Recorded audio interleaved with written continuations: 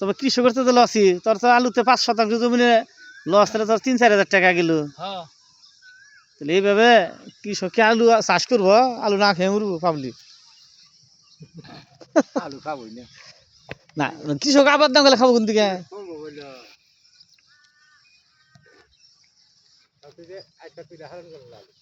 গরম কি করে জানো, যেমন ধান কাটছিলাম না, হ্যাঁ ধান কাটছিলাম, ধানের তো অত খরচা নাই।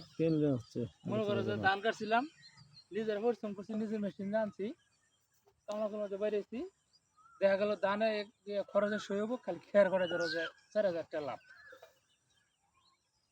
অনুমান করে 4,000 টাকা লাভ, খেরের টিয়া লাভ, ধানা লাগাবো না।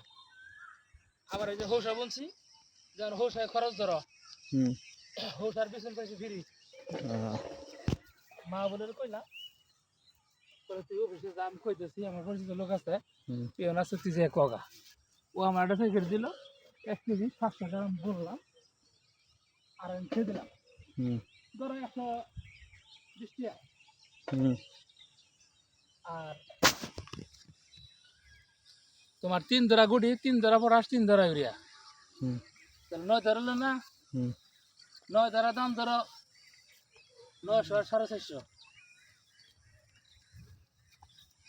1300 ধরো, 1400 ধরো সরিষা। সরিষা বুনতে 1400।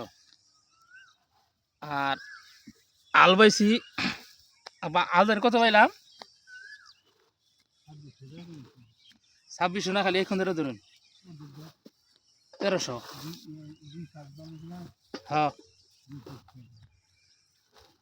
তাহলে 2 400, তাহলে আচ্ছা যাক 1200 ধরলাম, সাকসার ভোট ধরলাম 1200,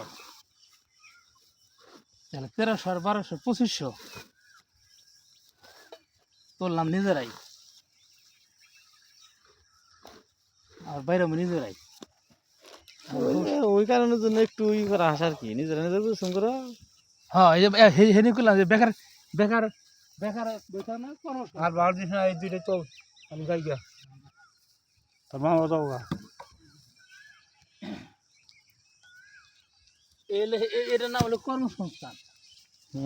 এই সকালে একটু কাম করলাম, বিকালে একটু কাম করলাম,